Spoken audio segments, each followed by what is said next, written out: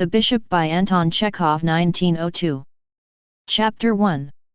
The evening service was being celebrated on the eve of Palm Sunday in the old Petrovsky convent.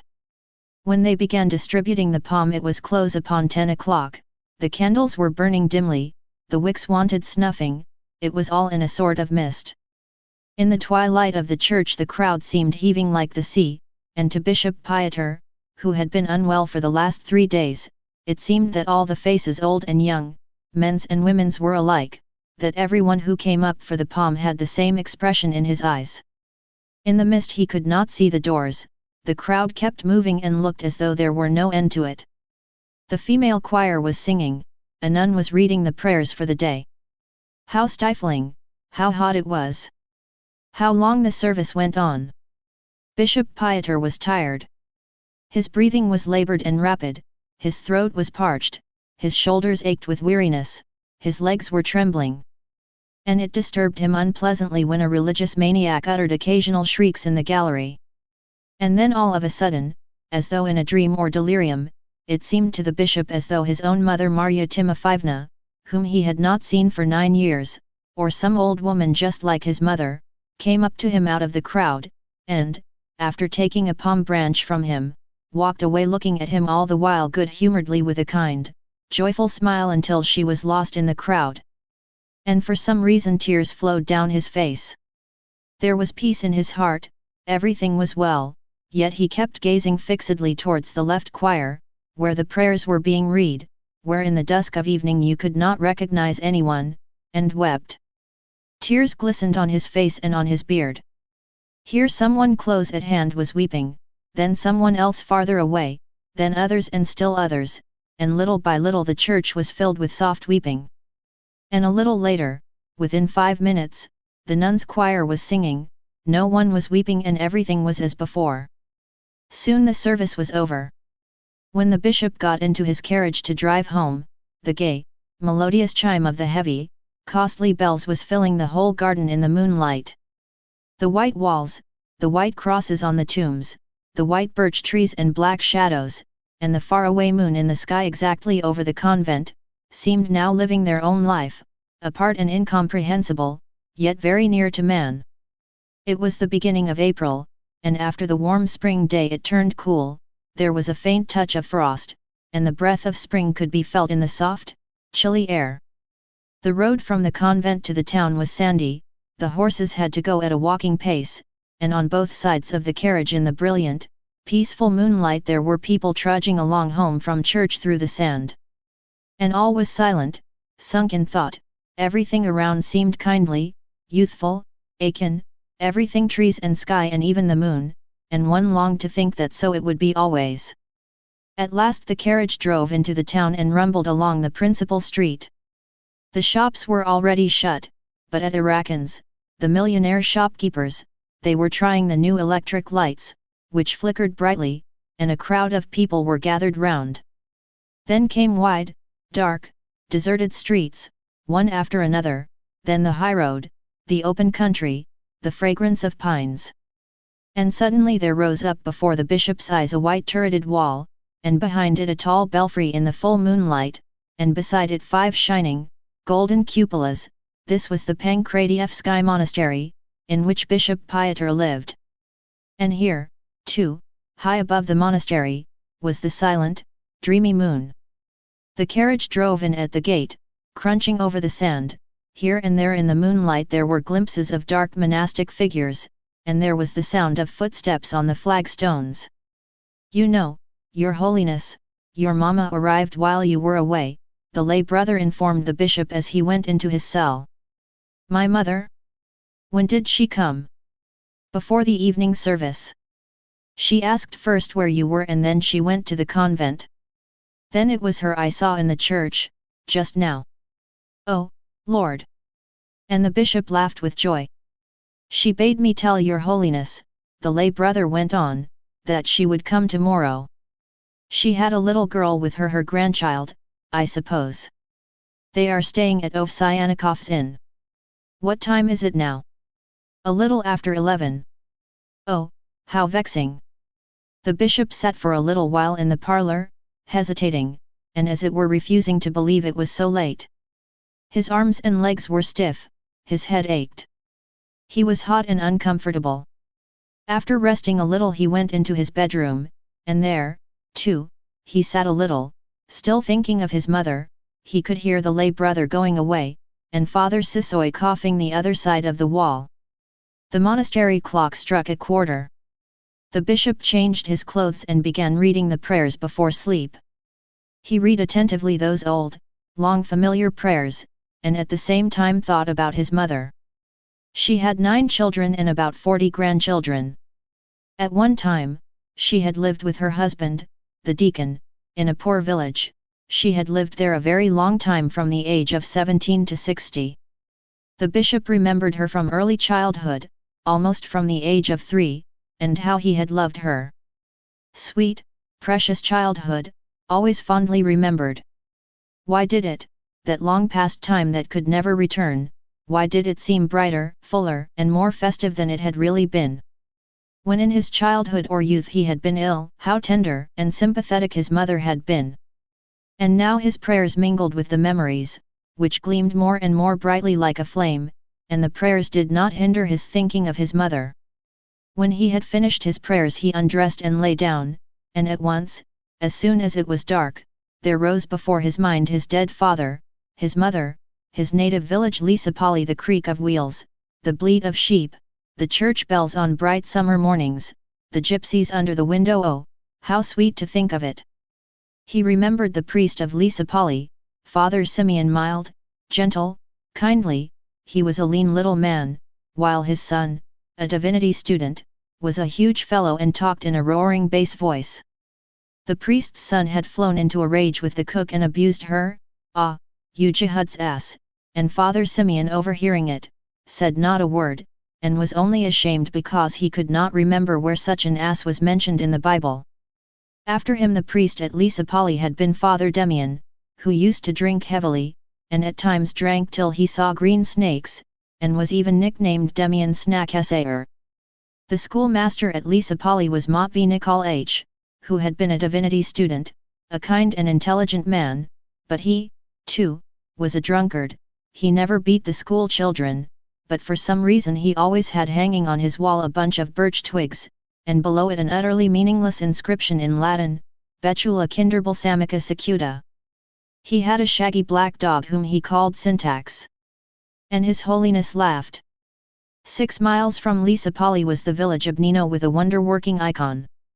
In the summer they used to carry the icon in procession about the neighboring villages and ring the bells the whole day long, first in one village and then in another, and it used to seem to the bishop then that joy was quivering in the air, and he, in those days his name was Pavlisha, used to follow the icon, bareheaded and barefoot, with knave faith, with the knave smile, infinitely happy.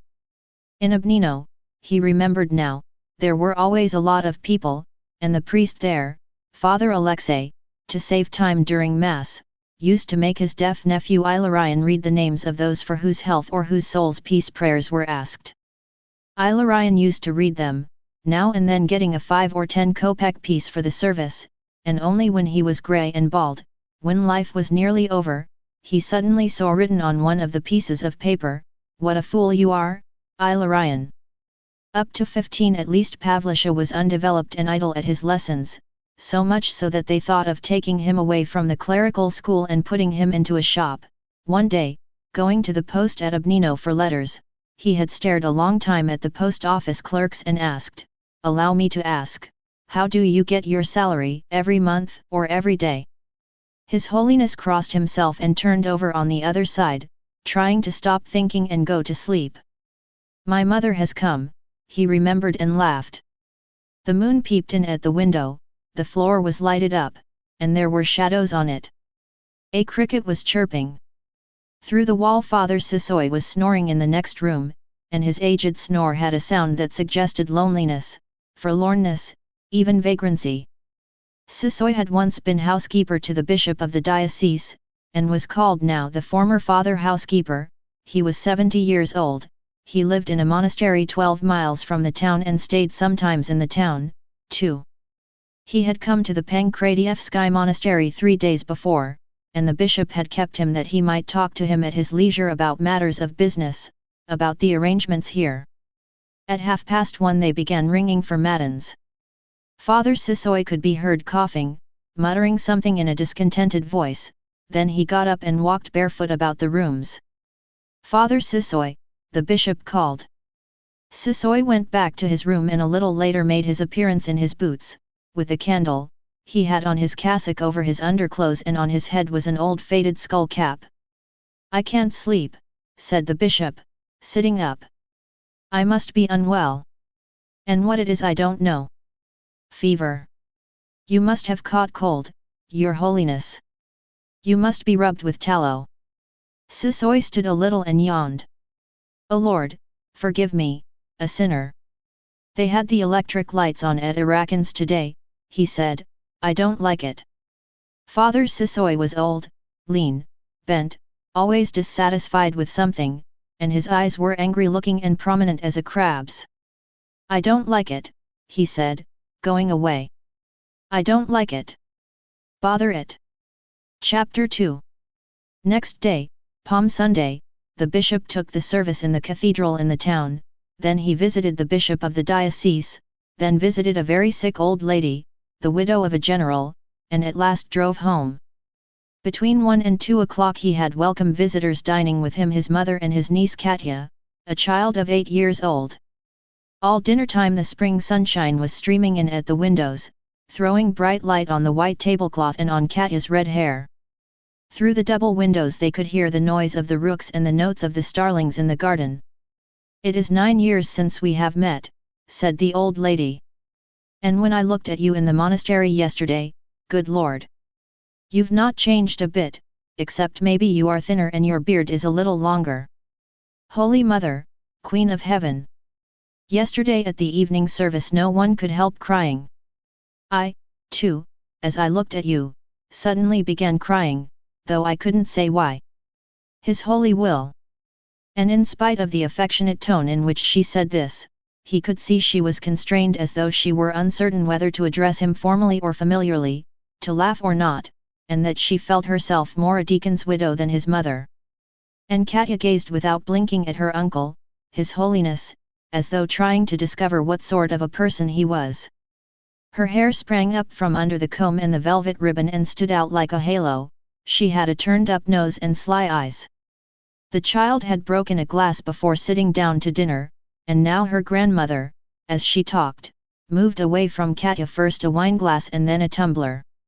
The bishop listened to his mother and remembered how many years ago she used to take him and his brothers and sisters to relations whom she considered rich. In those days she was taken up with the care of her children, now with her grandchildren, and she had brought Katya. "Your sister, Varenka, has 4 children, she told him. "Katya, here, is the eldest. And your brother-in-law Father Ivan fell sick, God knows of what, and died 3 days before the Assumption, and my poor Varenka is left a beggar." "And how is Nicanor getting on?" the bishop asked about his eldest brother. "He is all right, thank God. Though he has nothing much, yet he can live. Only there is one thing, his son, my grandson Nicolasha, did not want to go into the church. He has gone to the university to be a doctor. He thinks it is better, but who knows? His holy will. Nicolasha cuts up dead people," said Katya, spilling water over her knees. "Sit still, child," her grandmother observed calmly, and took the glass out of her hand. "Say a prayer, and go on eating. How long it is since we have seen each other," said the bishop, and he tenderly stroked his mother's hand and shoulder. "And I missed you abroad, mother, I missed you dreadfully." "Thank you. I used to sit in the evenings at the open window, lonely and alone, often there was music playing, and all at once I used to be overcome with homesickness and felt as though I would give everything only to be at home and see you." His mother smiled, beamed, but at once she made a grave face and said, "Thank you." His mood suddenly changed. He looked at his mother and could not understand how she had come by that respectfulness, that timid expression of face. What was it for? And he did not recognize her. He felt sad and vexed. And then his head ached just as it had the day before, his legs felt fearfully tired, and the fish seemed to him stale and tasteless, he felt thirsty all the time. After dinner 2 rich ladies, landowners, arrived and sat for an hour and a half in silence with rigid countenances. The archimandrite, a silent, rather deaf man, came to see him about business. Then they began ringing for vespers, the sun was setting behind the wood and the day was over. When he returned from church, he hurriedly said his prayers, got into bed, and wrapped himself up as warm as possible. It was disagreeable to remember the fish he had eaten at dinner.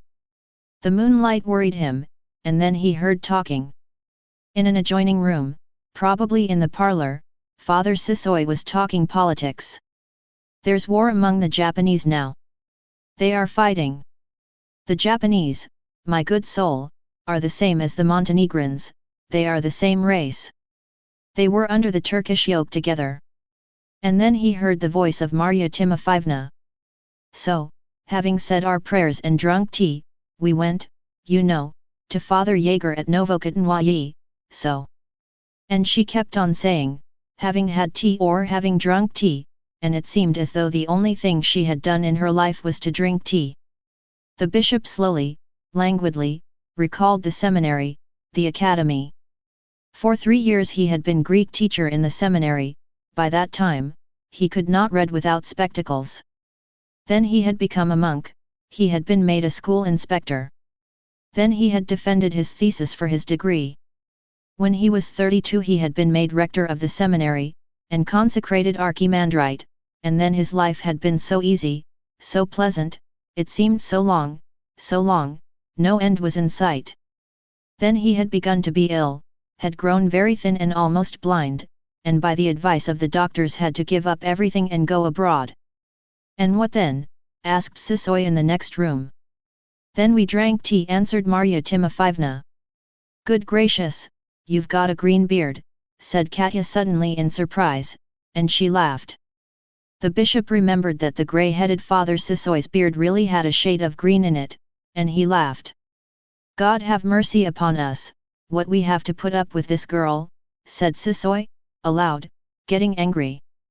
Spoilt child. Sit quiet. The bishop remembered the perfectly new white church in which he had conducted the services while living abroad, he remembered the sound of the warm sea. In his flat he had 5 lofty light rooms, in his study he had a new writing table, lots of books. He had read a great deal and often written. And he remembered how he had pined for his native land, how a blind beggar woman had played the guitar under his window every day and sung of love, and how, as he listened, he had always for some reason thought of the past. But 8 years had passed and he had been called back to Russia, and now he was a suffragan bishop, and all the past had retreated far away into the mist as though it were a dream. Father Sisoi came into the bedroom with a candle. I say, he said, wondering, are you asleep already, Your Holiness? What is it? Why, it's still early, 10 o'clock or less. I bought a candle today, I wanted to rub you with tallow. I am in a fever, said the bishop, and he sat up. I really ought to have something. My head is bad. Sisoi took off the bishop's shirt and began rubbing his chest and back with tallow. That's the way, he said. Lord Jesus Christ, that's the way. I walked to the town today, I was at what's his name's the chief priest Sidensky's. I had tea with him. I don't like him. Lord Jesus Christ. That's the way. I don't like him. Chapter 3. The bishop of the diocese, a very fat old man, was ill with rheumatism or gout, and had been in bed for over a month. Bishop Pyotr went to see him almost every day, and saw all who came to ask his help. And now that he was unwell he was struck by the emptiness, the triviality of everything which they asked and for which they wept. He was vexed at their ignorance, their timidity, and all this useless, petty business oppressed him by the mass of it, and it seemed to him that now he understood the diocesan bishop, who had once in his young days written on the doctrines of the freedom of the will, and now seemed to be all lost in trivialities, to have forgotten everything, and to have no thoughts of religion. The bishop must have lost touch with Russian life while he was abroad, he did not find it easy. The peasants seemed to him coarse, the women who sought his help dull and stupid, the seminarists and their teachers uncultivated and at times savage. And the documents coming in and going out were reckoned by tens of thousands, and what documents they were! The higher clergy in the whole diocese gave the priests, young and old, and even their wives and children, marks for their behavior, a 5, a 4, and sometimes even a 3, and about this he had to talk and to read and write serious reports. And there was positively not 1 minute to spare. His soul was troubled all day long, and the bishop was only at peace when he was in church. He could not get used, either, to the awe which, through no wish of his own, he inspired in people in spite of his quiet, modest disposition. All the people in the province seemed to him little, scared, and guilty when he looked at them. Everyone was timid in his presence, even the old chief priests. Everyone flopped at his feet, and not long previously an old lady, a village priest's wife who had come to consult him, was so overcome by awe that she could not utter a single word, and went empty away. And he, who could never in his sermons bring himself to speak ill of people, never reproached anyone because he was so sorry for them, was moved to fury with the people who came to consult him, lost his temper and flung their petitions on the floor. The whole time he had been here, not one person had spoken to him genuinely, simply, as to a human being. Even his old mother seemed now not the same. And why, he wondered, did she chatter away to Sisoy and laugh so much, while with him, her son, she was grave and usually silent and constrained, which did not suit her at all. The only person who behaved freely with him and said what he meant was old Sisoy, who had spent his whole life in the presence of bishops and had outlived 11 of them. And so the bishop was at ease with him, although, of course, he was a tedious and nonsensical man. After the service on Tuesday, His Holiness Pyotr was in the diocesan bishop's house receiving petitions there. He got excited and angry, and then drove home. He was as unwell as before, he longed to be in bed, but he had hardly reached home when he was informed that a young merchant called Irakan, who subscribed liberally to charities, had come to see him about a very important matter. The bishop had to see him. Irakan stayed about an hour, talked very loud, almost shouted, and it was difficult to understand what he said. God grant it may, he said as he went away. Most essential. According to circumstances, Your Holiness. I trust it may. After him came the Mother Superior from a distant convent. And when she had gone they began ringing for vespers.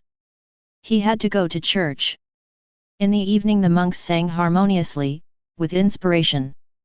A young priest with a black beard conducted the service, and the bishop, hearing of the bridegroom who comes at midnight and of the heavenly mansion adorned for the festival, felt no repentance for his sins, no tribulation, but peace at heart and tranquility. And he was carried back in thought to the distant past, to his childhood and youth, when, too, they used to sing of the bridegroom and of the heavenly mansion, and now that past rose up before him living, fair, and joyful as in all likelihood it never had been. And perhaps in the other world, in the life to come, we shall think of the distant past, of our life here, with the same feeling. Who knows? The bishop was sitting near the altar. It was dark, tears flowed down his face. He thought that here he had attained everything a man in his position could attain, he had faith and yet everything was not clear, something was lacking still. He did not want to die, and he still felt that he had missed what was most important, something of which he had dimly dreamed in the past, and he was troubled by the same hopes for the future as he had felt in childhood, at the academy and abroad. How well they sing today, he thought, listening to the singing. How nice it is! Chapter 4. On Thursday he celebrated Mass in the cathedral. It was the washing of feet. When the service was over and the people were going home, it was sunny, warm, the water gurgled in the gutters, and the unceasing trilling of the larks, tender, telling of peace, rose from the fields outside the town. The trees were already awakening and smiling a welcome, while above them the infinite, fathomless blue sky stretched into the distance, God knows whither. On reaching home His Holiness drank some tea, then changed his clothes, lay down on his bed, and told the lay brother to close the shutters on the windows. The bedroom was darkened.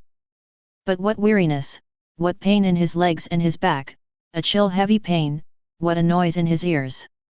He had not slept for a long time, for a very long time, as it seemed to him now, and some trifling detail which haunted his brain as soon as his eyes were closed prevented him from sleeping.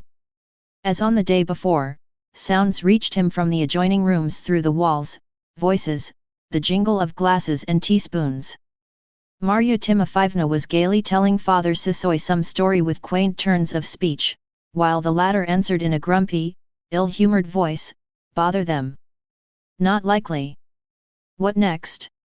And the bishop again felt vexed and then hurt that with other people his old mother behaved in a simple, ordinary way, while with him, her son, she was shy, spoke little and did not say what she meant, and even, as he fancied, had during all those 3 days kept trying in his presence to find an excuse for standing up, because she was embarrassed at sitting before him. And his father? He, too, probably, if he had been living, would not have been able to utter a word in the bishop's presence. Something fell down on the floor in the adjoining room and was broken. Katya must have dropped a cup or a saucer, for Father Sisoy suddenly spat and said angrily, "What a regular nuisance the child is! Lord, forgive my transgressions. One can't provide enough for her." Then all was quiet, the only sounds came from outside. And when the bishop opened his eyes he saw Katya in his room, standing motionless, staring at him. Her red hair, as usual, stood up from under the comb like a halo. "Is that you, Katya?" he asked. "Who is it downstairs who keeps opening and shutting a door?" "I don't hear it," answered Katya, and she listened. "There, someone has just passed by." "But that was a noise in your stomach, uncle." He laughed and stroked her on the head. "So you say cousin Nikolasha cuts up dead people?" he asked after a pause. "Yes, he is studying."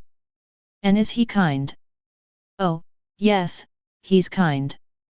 But he drinks vodka awfully." "And what was it your father died of?" "Papa was weak and very, very thin, and all at once his throat was bad. I was ill then, too, and brother Fedya, we all had bad throats. Papa died, uncle, and we got well." Her chin began quivering, and tears gleamed in her eyes and trickled down her cheeks. "Your Holiness," she said in a shrill voice, by now weeping bitterly, "uncle, mother and all of us are left very wretched. Give us a little money, do be kind, uncle darling." He, too, was moved to tears, and for a long time was too much touched to speak. Then he stroked her on the head, patted her on the shoulder and said, very good, my child. When the Holy Easter comes, we will talk it over. I will help you. I will help you." His mother came in quietly, timidly, and prayed before the icon. Noticing that he was not sleeping, she said, "Won't you have a drop of soup?" "No, thank you," he answered, "I am not hungry." "You seem to be unwell, now I look at you." "I should think so, you may well be ill. The whole day on your legs, the whole day. And, my goodness, it makes one's heart ache even to look at you.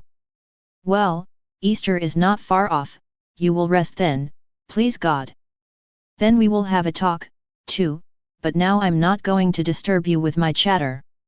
Come along, Katya, let His Holiness sleep a little." And he remembered how once very long ago, when he was a boy, she had spoken exactly like that, in the same jestingly respectful tone, with a church dignitary. Only from her extraordinarily kind eyes and the timid, anxious glance she stole at him as she went out of the room could one have guessed that this was his mother. He shut his eyes and seemed to sleep, but twice heard the clock strike and Father Sisoy coughing the other side of the wall. And once more his mother came in and looked timidly at him for a minute.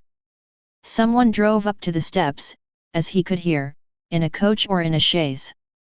Suddenly a knock, the door slammed, the lay brother came into the bedroom. "Your Holiness," he called. "Well?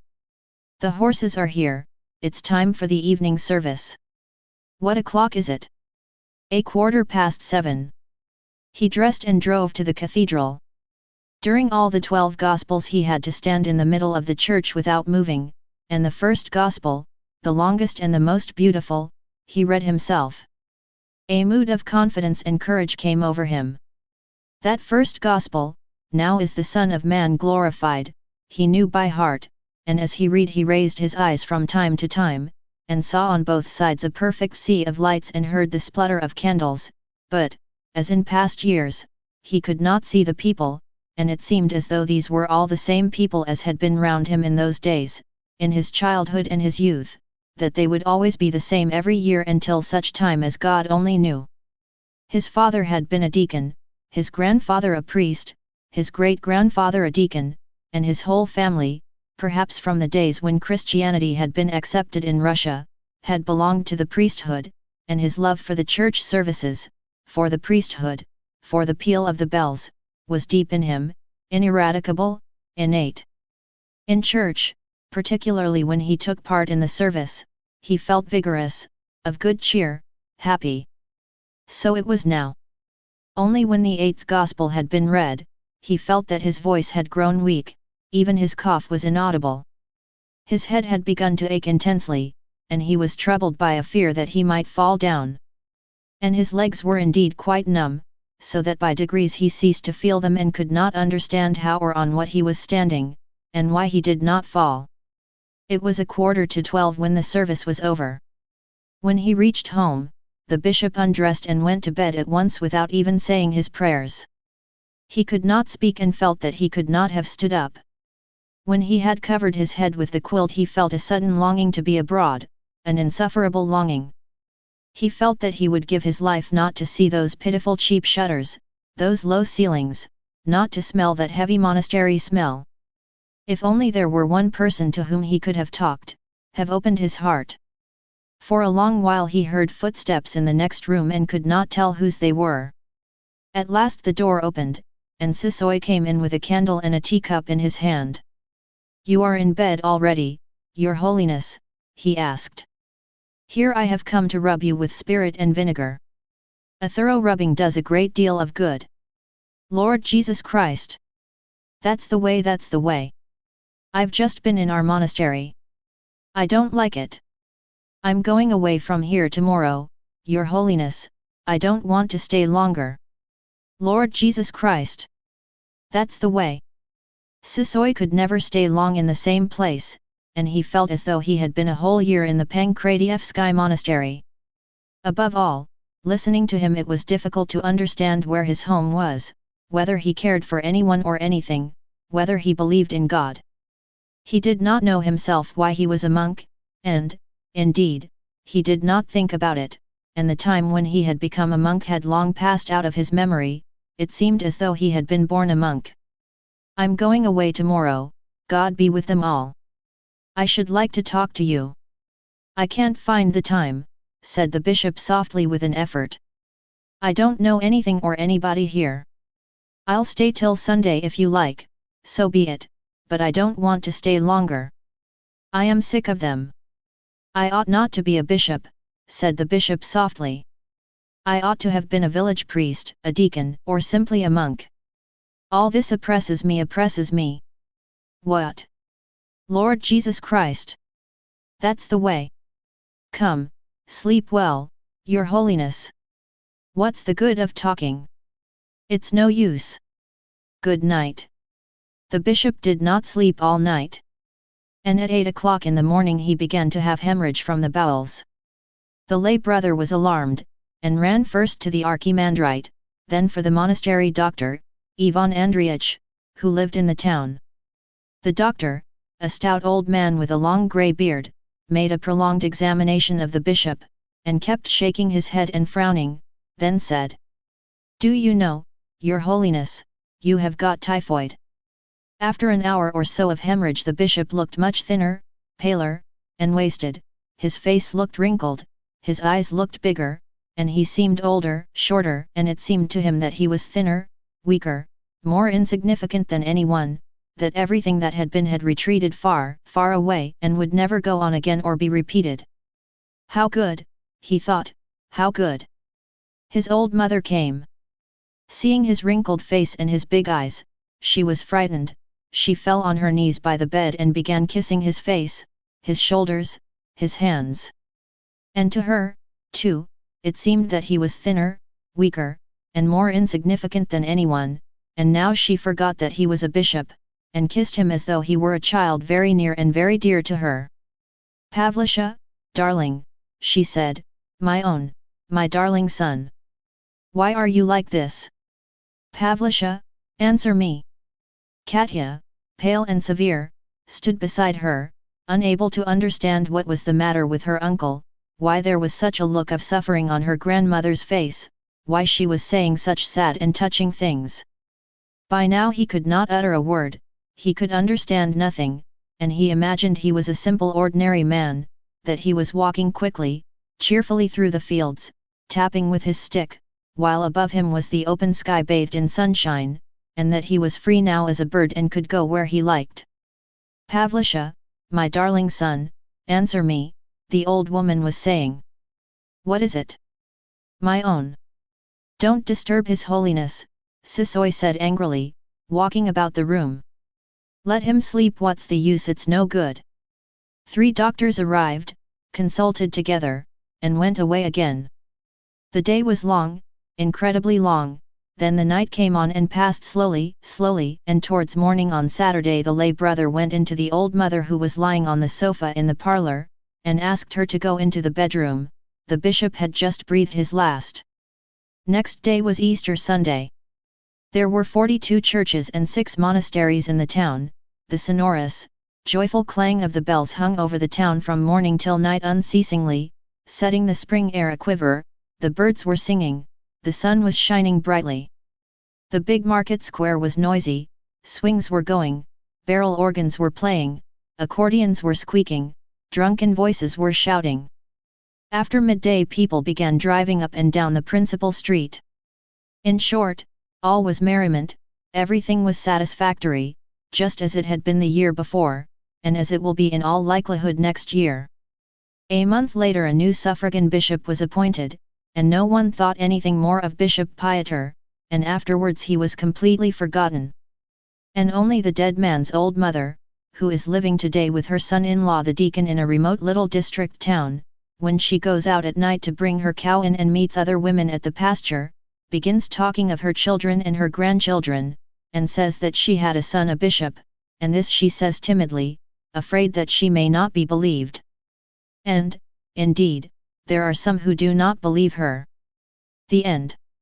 The Bishop by Anton Chekhov is indeed a profound and contemplative short story that explores themes of faith, doubt, and the complexities of human nature. Here are some key learning points based on the provided information. 1. The exploration of faith. The bishop delves into the exploration of faith, inviting readers to contemplate the spiritual journey of Bishop Pyotr. It raises questions about the nature of belief, doubt, and the challenges faced by individuals of faith. 2. The human struggle with doubt. The story portrays the human struggle with doubt, even for individuals in esteemed religious positions. Bishop Pyotr's crisis of faith highlights the inner turmoil that can accompany matters of spirituality and belief. 3. Complexities of the human condition. Through the character of Bishop Pyotr, the narrative explores the complexities of the human condition. It shows that individuals, regardless of their position or beliefs, grapple with profound questions and uncertainties. 4. The inner turmoil of spiritual quests. The bishop offers a glimpse into the inner turmoil experienced by those on a spiritual quest. It illustrates the challenges and introspection that come with the search for deeper spiritual truths. 5. The role of religious certainty. The story challenges conventional notions of religious certainty, suggesting that faith is not always straightforward or unwavering. It acknowledges the fluid and evolving nature of belief. 6. Exquisite prose and narrative depth. Chekhov's storytelling is known for its exquisite prose and narrative depth. The bishop showcases his ability to craft a rich and emotionally resonant narrative that captivates readers. 7. Universality of the human experience. The story's themes and exploration of faith make it relatable and universal, as many individuals grapple with questions of belief and spirituality throughout their lives. 8. The influence of social and institutional pressures. The story suggests that religious leaders like Bishop Pyotr may experience pressure from the church hierarchy and society to conform to certain expectations and doctrines. This reflects the tension between personal beliefs and external influences on religious leaders. 9. The power of self-reflection. The bishop underscores the importance of self-reflection and introspection in one's spiritual journey. It shows how individuals, including religious leaders, may need to confront their doubts and question their faith in order to attain a deeper and more authentic connection with their beliefs. 10. The emotional and psychological dimensions of faith. Beyond theological discussions, the story delves into the emotional and psychological dimensions of faith. It portrays the inner emotional struggles and conflicts that Bishop Pyotr experiences, emphasizing the human side of religious belief. In summary, The Bishop by Anton Chekhov is a work that delves into the complexities of faith, doubt, and the human condition. It offers a deep exploration of the inner turmoil experienced by individuals on a spiritual journey and challenges conventional notions of religious certainty. Chekhov's storytelling prowess shines through in this narrative, leaving readers with a profound sense of the complexities of faith and the enduring quest for spiritual truth. Thank you for listening.